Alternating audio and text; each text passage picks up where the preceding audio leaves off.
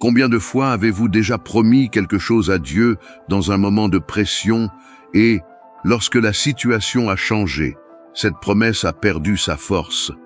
Il existe des paroles qui semblent légères lorsqu'elles quittent les lèvres, mais qui portent un poids invisible dans le monde spirituel. Beaucoup désirent des réponses, une croissance, un avancement dans le ministère et des résultats concrets. Pourtant, peu comprennent que chaque vœu fait devant Dieu établit une responsabilité qui ne peut être ignorée. Les promesses ne sont pas seulement des déclarations émotionnelles. Elles construisent des engagements spirituels. Et les engagements créent des conséquences. Il existe une différence profonde entre parler à Dieu et engager sa parole devant lui. Lorsqu'un vœu est fait, quelque chose est établi. Lorsqu'il n'est pas accompli, quelque chose est également établi. Dans cette étude, vous comprendrez ce que signifie réellement négocier avec Dieu, comment formuler des résolutions justes et pourquoi la fidélité transforme des paroles en résultats. Restez jusqu'à la fin, car la clé de la responsabilité spirituelle sera révélée étape par étape. Pour comprendre la gravité de ce sujet, il est nécessaire de revenir au fondement biblique du vœu. Dans les Écritures, le vœu n'est ni une impulsion émotionnelle, ni une promesse faite sous pression. C'est un engagement volontaire assumé devant Dieu avec pleine conscience de sa responsabilité. La parole montre que personne n'est obligé de faire un vœu. Toutefois, une fois que la parole est prononcée, elle cesse d'être optionnelle et devient obligatoire. Le vœu est une déclaration qui établit une alliance, et non une tentative de sensibiliser le ciel. Tout au long de la Bible, des hommes et des femmes ont fait des vœux dans des moments décisifs. Certains ont expérimenté l'honneur et la croissance en demeurant fidèles. D'autres ont affronté de sévères conséquences pour avoir négligé ce qu'ils avaient promis. Le principe est clair. Dieu n'exige pas de promesses précipitées, mais il attend une fidélité absolue lorsqu'un engagement est établi. Ainsi, avant de penser aux résultats, il est nécessaire de comprendre que le vœu révèle la maturité spirituelle. Il ne naît pas de l'émotion, mais de la conviction. Et c'est précisément ici que beaucoup commencent à se tromper, transformant l'engagement en marchandage. À partir de cette compréhension, un schéma récurrent devient évident, la culture du marchandage spirituel. Dans les moments de crise, de douleur ou de nécessité urgente, les promesses sont faites avec intensité. Des phrases conditionnelles surgissent facilement. Si le Seigneur me bénit, je ferai. Ce type de déclaration révèle non seulement le désespoir, mais aussi une immaturité dans la compréhension de la relation avec Dieu. Le vœu est alors traité comme une monnaie d'échange, comme si la fidélité pouvait être négociée en échange de résultats immédiats. Le problème ne réside pas seulement dans la promesse faite sous pression, mais dans l'oubli qui survient après la réponse reçue. Lorsque la bénédiction arrive, la discipline diminue. Lorsque le problème est résolu, l'engagement s'affaiblit. Ce cycle engendre une stagnation spirituelle et crée une instabilité constante dans la vie ministérielle et personnelle.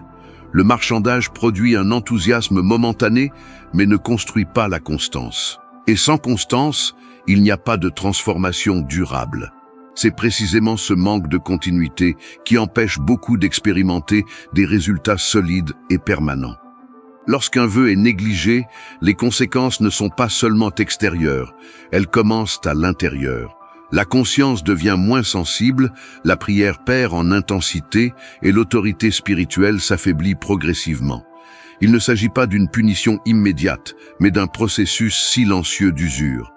Chaque promesse non accomplie réduit la fermeté de la parole elle-même. Avec le temps, un modèle d'instabilité s'installe, projets commencés et non achevés, décisions prises puis abandonnées, engagements assumés puis oubliés. Cette fragmentation affecte les ministères, les objectifs personnels et même la discipline spirituelle quotidienne. Le manque d'accomplissement génère également une perception d'éloignement, comme s'il existait une barrière invisible empêchant un progrès constant. Le problème n'est pas l'absence de talent ou d'opportunité, mais la fragilité de l'engagement. Lorsque la parole perd son poids, la vie perd sa direction. C'est pourquoi, avant de chercher de nouveaux vœux ou de nouvelles résolutions, il est nécessaire de comprendre que la fidélité est le fondement de tout résultat durable. Face à ces conséquences, une question essentielle surgit. Le vœu est-il une négociation ou un alignement? Beaucoup traitent leurs résolutions comme des accords conditionnels, structurés en échange de bénéfices. Toutefois, la logique biblique ne fonctionne pas en termes commerciaux. Dieu n'établit pas de contrat fondé sur l'intérêt humain, mais appelle à l'alignement de la volonté et du dessein. La négociation part de la tentative d'obtenir quelque chose de spécifique. L'alignement naît du désir d'obéir et d'ajuster sa propre vie aux principes divins. Lorsqu'une personne fait un vœu en recherchant seulement un résultat immédiat, l'attention se porte sur la récompense. Lorsque la résolution naît de l'alignement, l'attention se porte sur la transformation intérieure. Cette différence modifie complètement la motivation. L'engagement cesse d'être un instrument de conquête et devient une expression de maturité spirituelle. Ainsi, la question centrale cesse d'être « qu'est-ce que je peux recevoir ?» et devient « en quoi dois-je m'ajuster ?» C'est à ce moment précis que se produit le changement décisif. Sortir de la logique de l'échange pour entrer dans celle de la responsabilité consciente devant Dieu. Une fois compris que le vœu exige un alignement et non un marchandage, il devient nécessaire d'établir des fondements solides pour formuler une résolution correcte. Le premier est la clarté. Un vœu doit être spécifique. Les déclarations générales produisent des engagements vagues, et les engagements vagues ne génèrent pas de constance. Il est indispensable de définir précisément ce qui sera fait, dans quel domaine et avec quelle intention spirituelle. Le deuxième fondement est la capacité. Il ne faut pas promettre au-delà de sa propre maturité. Un engagement supérieur à la discipline actuelle tend à devenir un poids et une source de frustration. Le troisième est la constance. Le vœu ne peut dépendre de l'émotion. Il doit être soutenu par une pratique quotidienne, même lorsque l'enthousiasme initial disparaît. La discipline préserve l'engagement. Enfin, le quatrième fondement est la consécration.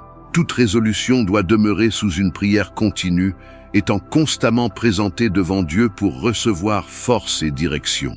Ces quatre piliers, minds, clarté, capacité, constance et consécration, transforment des promesses impulsives en engagements structurés, et des engagements structurés créent une base pour des résultats qui ne sont pas passagers. Une fois ces fondements solides établis, il devient clair que le résultat ne se situe pas au moment où le vœu est fait, mais dans le processus continu de fidélité. La promesse initie l'engagement, la constance consolide le caractère. Les résultats spirituels et ministériels ne surgissent pas comme une récompense immédiate, mais comme une conséquence naturelle de la persévérance. La fidélité façonne la discipline, renforce les convictions et produit une stabilité intérieure. Avant que les changements extérieurs ne deviennent visibles, une croissance intérieure silencieuse s'opère. L'autorité spirituelle se développe lorsque la parole engagée est honorée de manière répétée. La stabilité s'établit lorsque l'engagement ne dépend pas de circonstances favorables.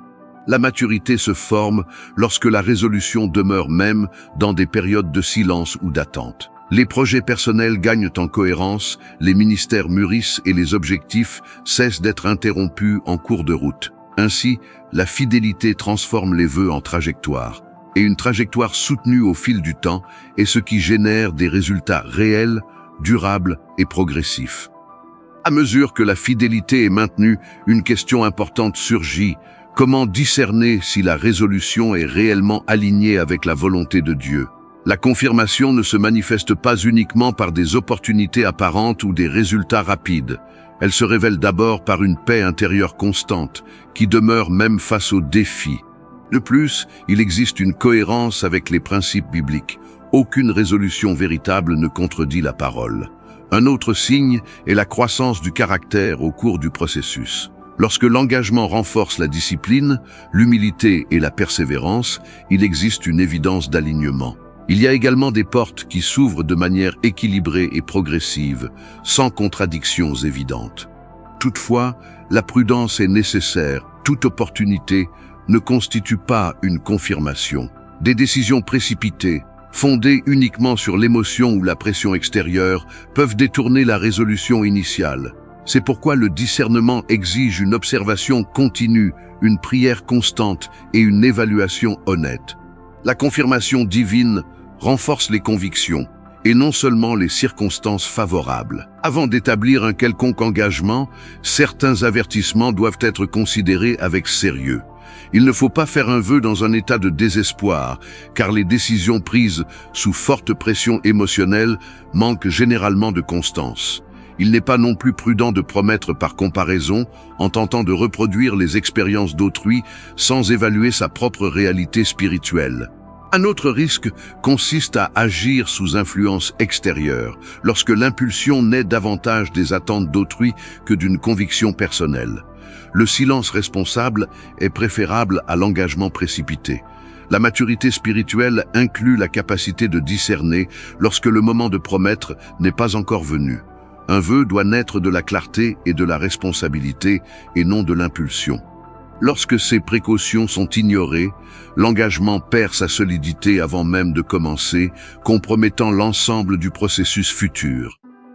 Face à tout ce qui a été exposé, il devient clair que le vœu n'est pas une émotion passagère, mais une alliance consciente. Il ne s'agit pas de convaincre Dieu d'agir, mais d'assumer une responsabilité devant lui. La parole engagée construit le caractère, et le caractère soutient des résultats durables. Lorsque la fidélité devient une priorité, les projets gagnent en stabilité, les ministères mûrissent et les décisions acquièrent une direction ferme. Le développement de la responsabilité spirituelle transforme les promesses en trajectoires cohérentes. La maturité ne consiste pas à faire de nombreux vœux, mais à accomplir ceux qui ont été faits. Lorsque la parole devient inébranlable, la vie cesse d'osciller entre enthousiasme et abandon. Et c'est à ce moment que l'engagement cesse d'être un discours pour devenir un fondement permanent.